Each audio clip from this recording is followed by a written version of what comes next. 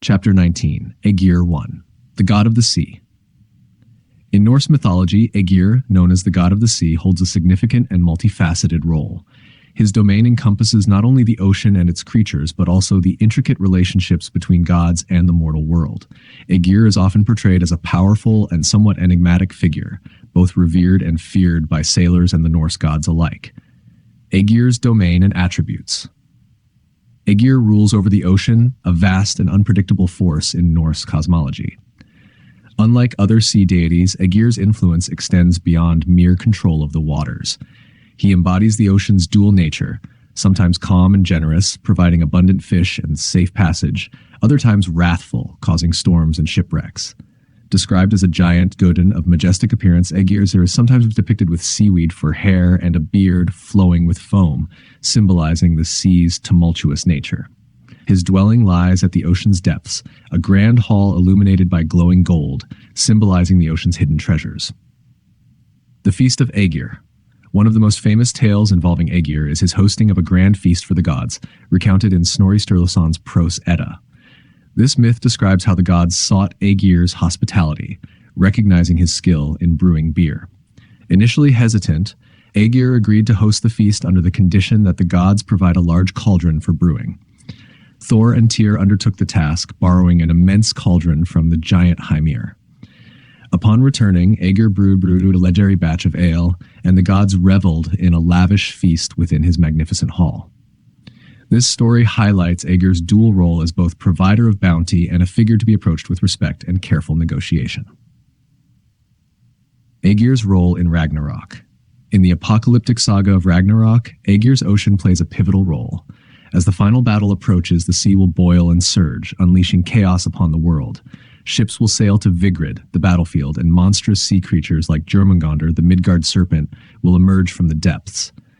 Ægir's domain thus becomes a stage of destruction, mirroring the cataclysmic upheaval of the cosmos. Prose Edda, Skaldskaparmal. In Skaldskaparmal, Snorri Sturluson provides detailed accounts of Ægir's interactions with the gods. The brewing of ale for the gods' feast is a pivotal event illustrating his significance and the respect he commands among the Æsir. Then spoke Ægir, "I shall call to my hall the Æsir in winter to receive a draught of ale from me, and in return you shall bring me a kettle large enough to brew ale for all of you." They answered that to them seemed this thing well devised, and they went their ways home. Prose Edda, Skaldskaparmal, Snorri Sturluson. 2. Prose Edda, Gylfaginning. In Gylfaginning, Ægir is mentioned in descriptions of different realms and notable figures in Norse mythology. His hall is described as a place of immense beauty and wonder, emphasizing his status as a formidable and revered entity. Next, he began to ask concerning Ægir, or Gymir, or Hlair, of what kin he was. Bragi answered, "He is of the race of giants, and now he dwelleth in the island which is called Hlessi." Prose Edda, Gylfaginning, Snorri Sturluson. Frimiskvida, Poetic Edda. In the Poetic Edda, particularly in Hymiskvida, the journey of Thor and Tyr to acquire the cauldron for Ægir's feast is recounted. This story highlights the collaborative nature between Norse gods and giants, as well as Ægir's significant role within their myths. The gods took counsel, the mighty powers held conversrai, who should with Ægir brew ale. All the Jotuns thought on that. Poetic Edda, Miskvida. Conclusion. Ægir, the god of the sea, stands as a complex and pivotal figure within Norse mythology. His dominion over the ocean encompasses both the generosity of the sea's bounties and the perilous threats it poses. Through his interactions with the gods, his feast, and his ominous role in Ragnarok, Ægir's mythology offers deep insights into the Norse understanding of the sea as a powerful and ambivalent force. These stories not only underscore Ægir's importance within the pantheon, but also reflect the Norse people's reverence and fear of the natural world, embodied by the vast and enigmatic ocean. 2. The goddess Ran in Norse mythology. In Norse mythology, Ran emerges as a formidable and enigmatic figure, revered and feared as the goddess who rules over the sea's darker and more treacherous aspects. Ran, the cruel and insatiable sea goddess. Ran's name, meaning robber or plunderer, aptly characterizes her role and demeanor within the myths. Unlike her husband Ægir, who is portrayed as a hospitable host of grand feasts, Ran embodies a stark contrast. She is depicted as cruel, greedy, and insatiable. Her domain extends to the perilous waters where she lurks near rocky cliffs and treacherous shores, enticing sailors to their doom with her powerful net. The net of Ran. One of Ran's most iconic possessions is her vast net, which she skillfully employs to ensnare mariners and their vessels. Once entangled, these unfortunate souls are dragged beneath the waves into her underwater realm, never to return to the surface. This imagery vividly illustrates her role as a harbinger of death for those lost at sea. Poetic descriptions. The poetic imagery from James Baldwin's The Story of Siegfried captures the essence of Ran. In the deep-sea caves by the sounding shore, in the dashing waves when the wild storms roar, in her cold green bowers in the northern fjords, she lurks and she glowers, she grasps and she hoards, and she spreads her strong net for her prey. Ran's realm and role in Death at Sea. As the goddess of death for those who perish in the sea, Ran presides over a domain not merely of entrapment but also of final repose. Norse belief holds that she hosts the souls of drowned sailors in her coral caves, offering them a somber hospitality akin to that of Valhalla but in a more somber setting. It is believed that Ran's halls are illuminated by the flickering glow of gold, referred to poetically as the flame of the sea. This imagery stems from the observation of phosphorescent gleams on the ocean's surface, which sailors interpreted as evidence of Ran's affinity for gold. As a result, sailors would often carry gold with them as a token to placate Ran, hoping to secure her favor and protection in the event of shipwrecks. Ran's mythological presence highlights the Norse view of the sea as both a life-giving force and a realm of peril and uncertainty. Her legend reflects the deep respect and fear the Norse held for the ocean's power, shaping their seafaring culture and beliefs. The duality of Ran and Ægir. Ran's character contrasts sharply with that of her husband Ægir, who embodies the hospitable and benevolent aspects of the sea. Together, they form a dualistic representation of the ocean's nature. Ægir symbolizes its ability to nourish and sustain life, while Ran personifies its capacity for destruction and death. Symbolic contrasts. Ran's net, symbolizing entrapment and mortality, stands in stark contrast to Ægir's ale, symbolizing hospitality and community. Both deities are essential for understanding the multifaceted role of the sea in Norse culture, which viewed the ocean not only as a means of sustenance and exploration, but also as a perilous frontier fraught with spiritual and mortal dangers. Textual reference: Skaldskaparmal. Snorri Sturluson's mention of Ran and her net in Skaldskaparmal underscores her role as a harbinger of death for sailors lost at sea. Poetic Edda, Regnsmal. References to Ran and her daughters in the Poetic Edda reinforce her mythological significance as a goddess who presides over the sea's depths. Conclusion. Ran, the goddess of the sea's perilous depths, occupies a vital place in Norse mythology, embodying both the awe and fear that ancient Norse seafarers felt towards the ocean. Her portrayal as a merciless collector of souls and the protector of drowned sailors underscores the Norse understanding of the sea as a realm of both life and death. Through her myths and symbols, Ran continues to evoke the mystique and complexity of Norse cultural beliefs, illuminating their profound connection to the natural world and its elemental forces. 3. The waves, Ægir and Ran's daughters in Norse mythology. In Norse mythology, the ocean isn't merely a vast expanse of water, but a realm teeming with personified forces and deities. Among the most captivating are the 9 daughters of Ægir and Ran, collectively known as the Waves or Billow Maidens. These mystical beings embody the sea's multifaceted nature, ranging from its serene beauty to its tempestuous fury. The 9 Billow Maidens, Ægir, the god of the sea, and his wife Ran, the insatiable and treacherous goddess, parented 9 daughters.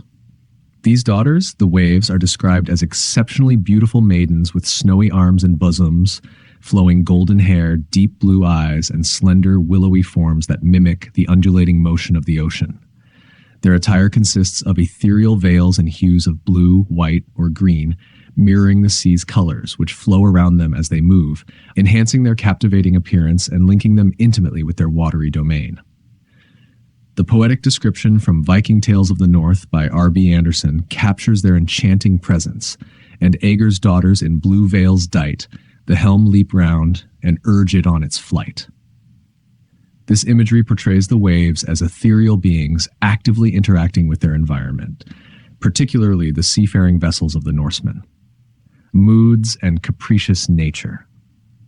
The billow maidens are notorious for their mercurial nature, capable of shifting rapidly from gentle, playful spirits to wild, tempestuous forces. This variability reflects the unpredictable and ever-changing character of the sea itself. In their playful moods, the waves glide gracefully over the ocean's surface, their movements smooth and rhythmic. Yet their capriciousness often leads them to more destructive behavior, becoming frenzied and throwing themselves against rocky shorelines, mirroring the violence of stormy waves. Their emotional spectrum is wide, influenced significantly by their brother, the wind. When the wind is calm and gentle, the waves mirror his tranquility, rolling softly and playfully, creating a peaceful marine tableau. But when the wind turns fierce and stormy, the waves react with equal intensity, becoming rough and boisterous, capable of great destruction. Guardians and favors. The waves are often depicted traveling in groups of three, a recurring motif in Norse legends symbolizing their unity and collective power. Together, they exhibit a harmonious yet powerful force that can either be benevolent or perilous. For Viking sailors, the billow maidens served as both protectors and potential threats. In favorable moods, they smoothed the sea's surface, aiding ships on their journeys and clearing obstacles from their path, actions highly valued for safe and swift voyages. However, their capricious nature meant they could also turn dangerous, their mood swings causing sudden and violent changes in the sea's behavior. Viking sailors navigated these moods much as they navigated the physical hazards of their voyages. References 1. Poetic Edda, Hymiskvida. In Hymiskvida from the Poetic Edda, the daughters of Ægir are mentioned, alluding to their playful yet powerful nature. Of Ægir's daughters, one by one, on the jutting crags the waves were washed. Each wave was a maiden white as milk, light and delicate, as on they leapt. 2. Prose Edda, Gylfaginning. In Gylfaginning, Snorri Sturluson refers to the daughters of Ægir and Ran, explaining their role in the ocean and how they embody the various states of the sea.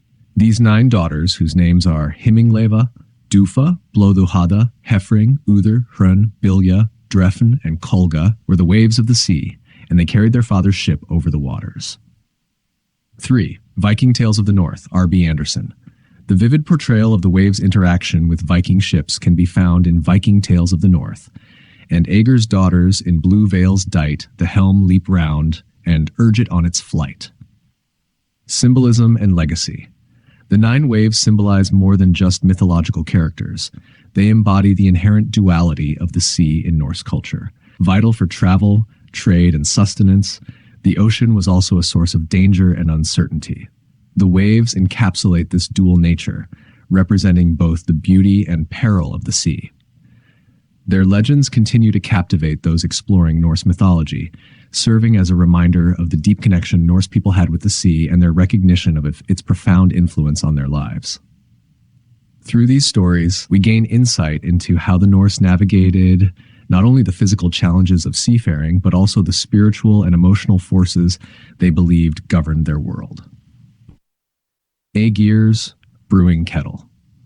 The tale of Ægir's brewing kettle is a captivating myth that intertwines the adventures of the Norse gods with the mighty forces of nature. Ægir, the god of the sea, was renowned not only for his domain over the vast oceans, but also for his generous hospitality and his legendary feasts. The myth unfolds.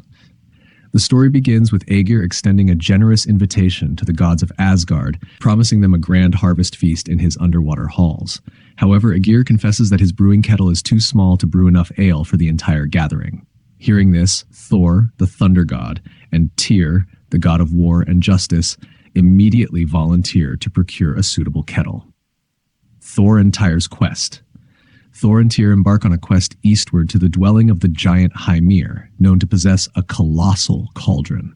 They arrive and are greeted by the women of the household. Tyr recognizes his grandmother in an old hag with 900 heads, while his mother, a beautiful giantess, welcomes them hospitably.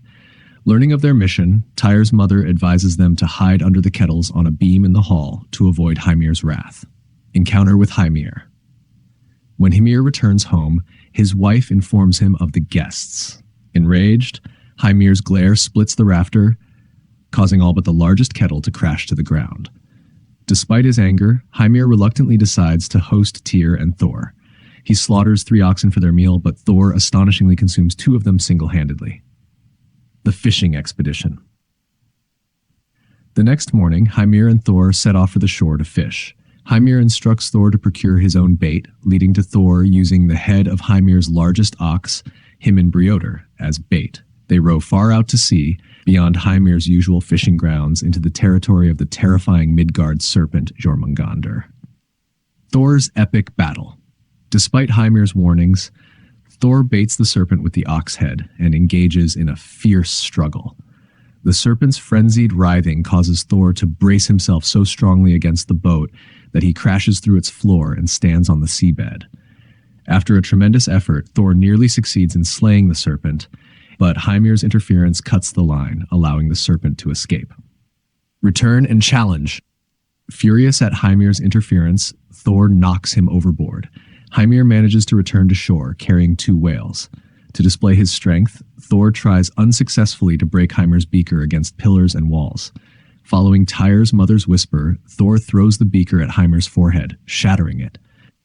Securing the kettle, recognizing Thor's unmatched strength, Hymir concedes the kettle to him. Despite its enormous size, only Thor can lift it. As they depart, Hymir calls on his frost giant brothers to pursue and kill them, but Thor swiftly dispatches them with his hammer, Mjolnir. Feast of celebration. Returning to Ægir with the massive kettle, the gods of Asgard celebrate a grand feast. Ægir brews ample ale using the vast kettle Thor brought.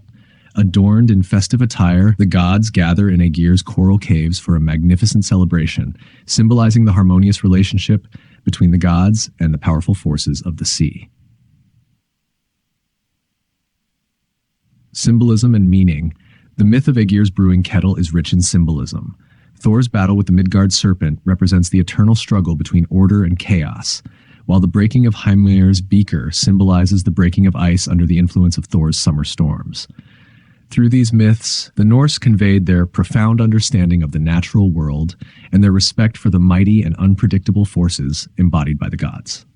In essence, Ægir's brewing kettle myth not only illustrates the Norse gods' adventures, but also reflects their cultural reverence for nature's power and their ability to navigate its challenges with strength and camaraderie. 5. Other divinities of the sea. Beyond the prominent sea deities like Ægir and Ran, Norse mythology abounds with a diverse array of mystical beings that inhabit the watery realms.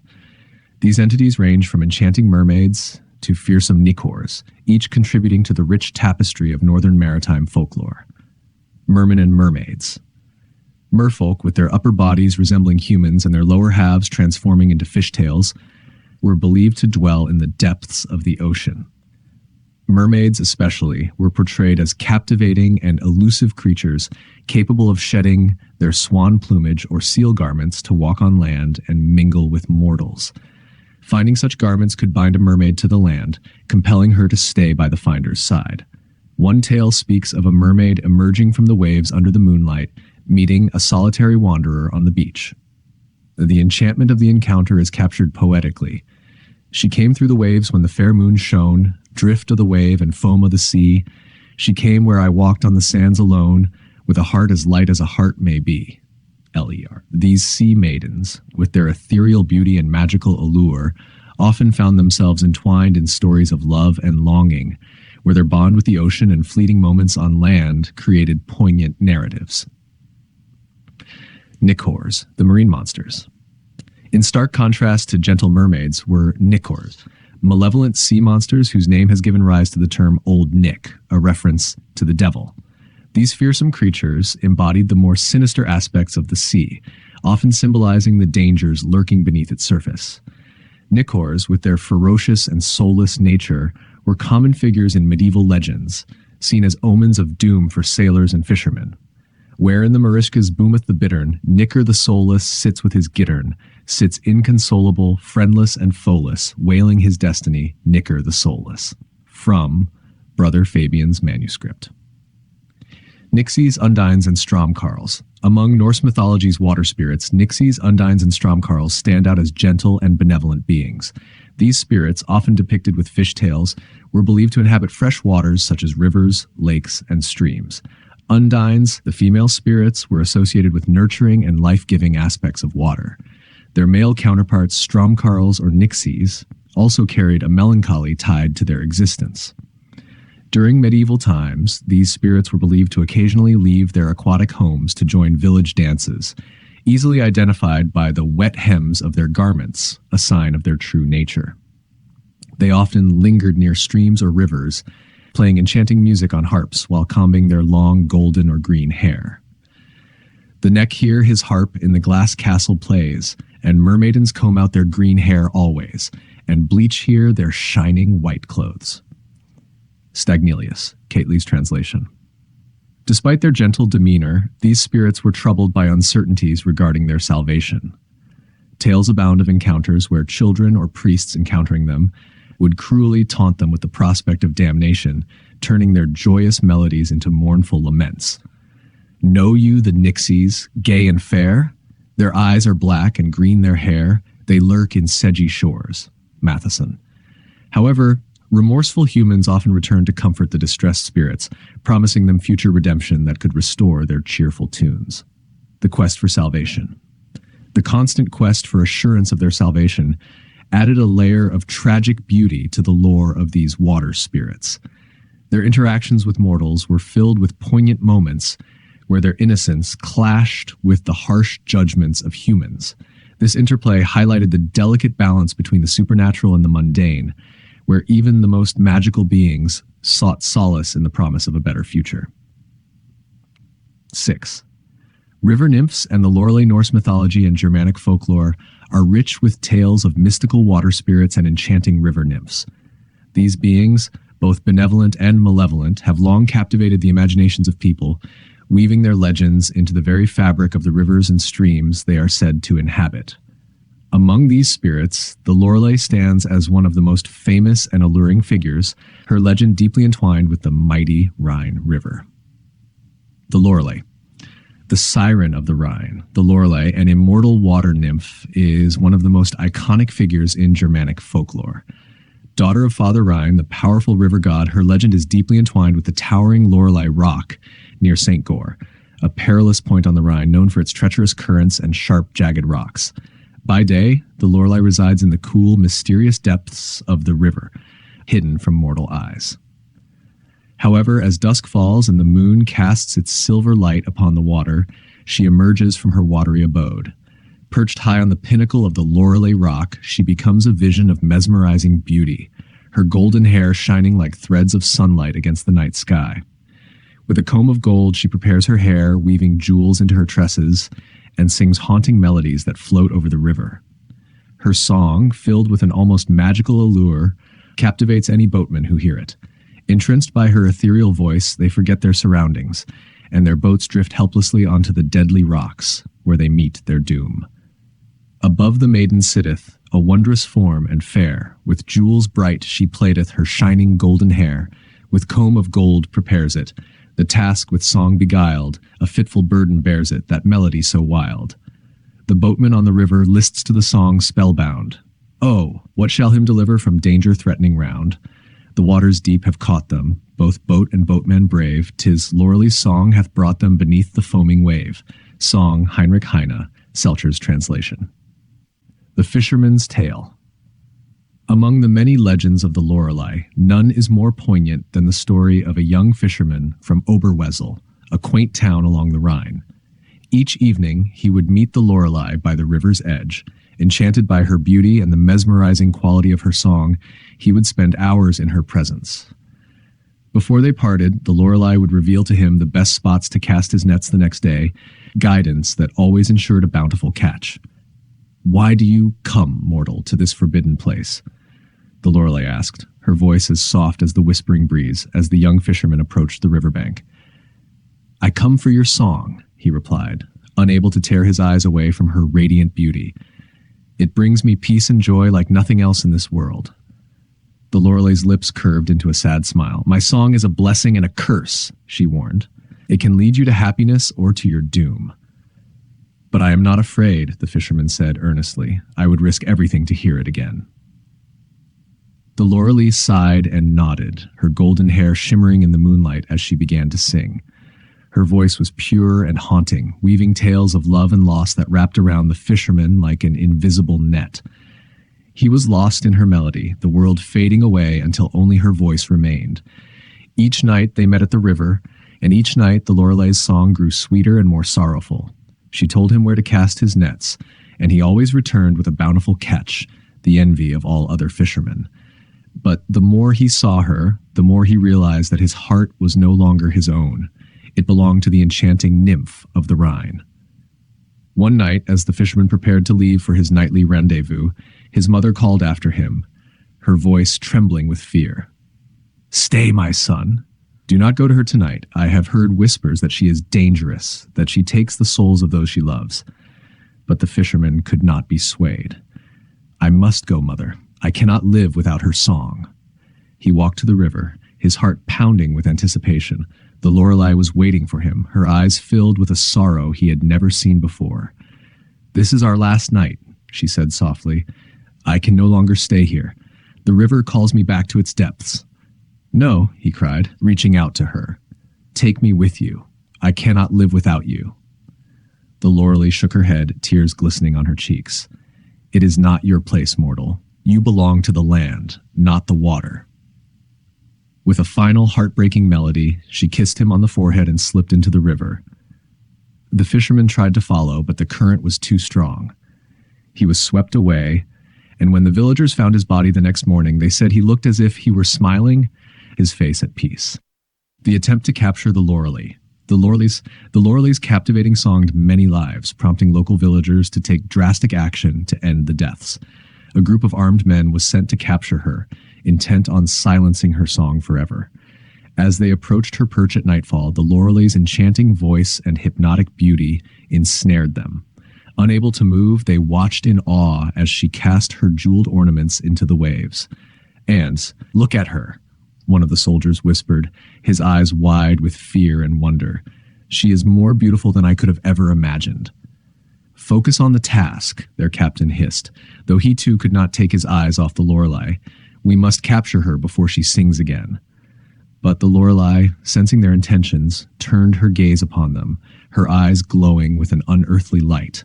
"Why do you come to harm me?" she asked, her voice tinged with sorrow. "I only wish to sing my songs and bring beauty to the night."